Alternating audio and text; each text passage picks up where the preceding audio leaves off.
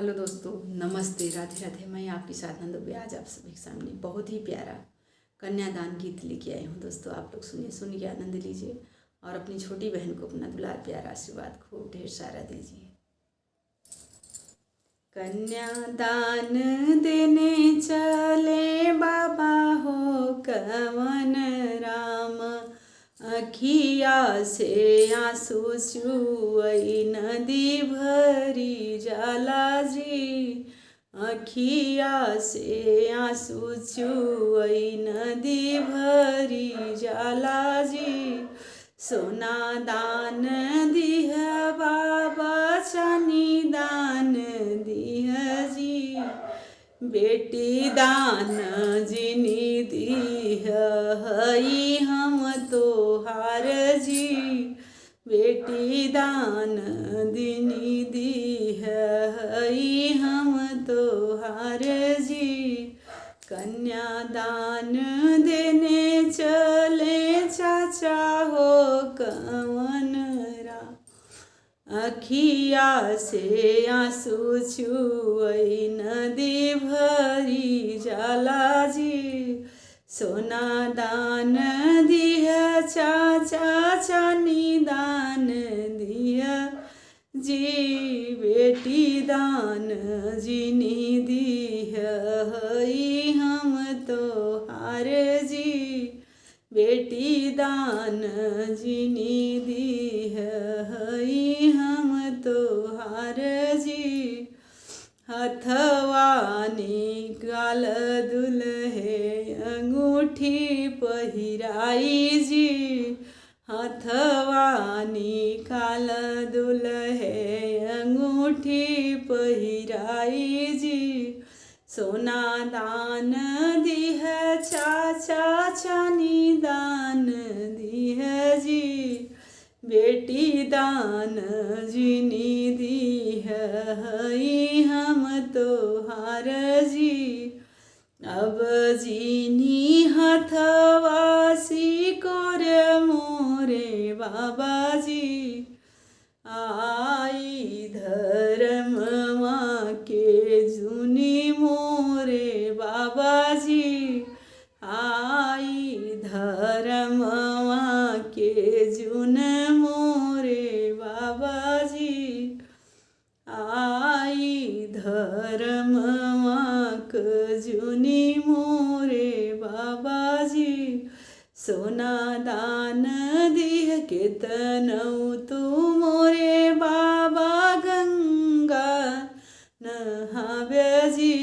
बिना बेटी धर्म न होई मोरे पापा जी। बिना बेटी धर्म न होई मोरे पापा जी।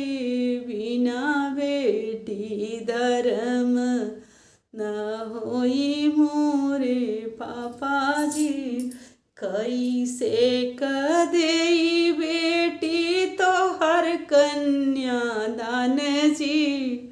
कैसे के देई बेटी तोहर कन्यादान जी।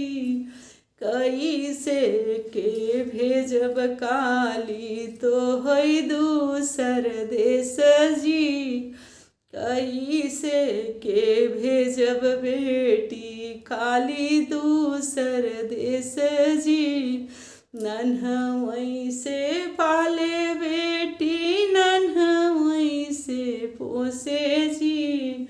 हाथ पकड़ाई बेटी दुहरा पे खेले जी।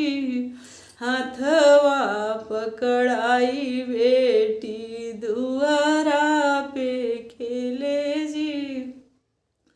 हाथवा धराई बेटी चलई सिखाए जी।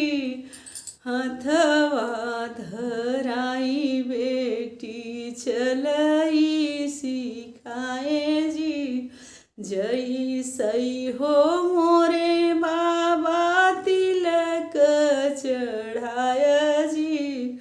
ओइसई मोरे बाबा कर कन्यादान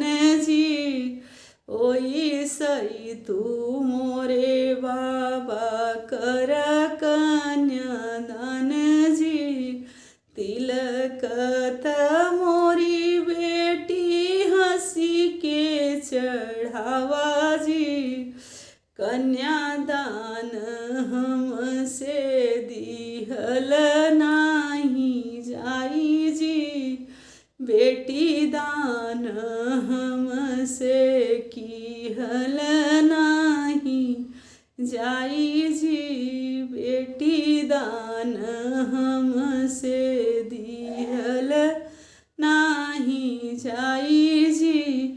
इहै हवै मोरे बाबा रीतिया रिवाज जी, हम जाबै दूसर घर बहू तोहरी अइहै जी, हम जाबै दूसर घर बहू तोहरी अइहै जी।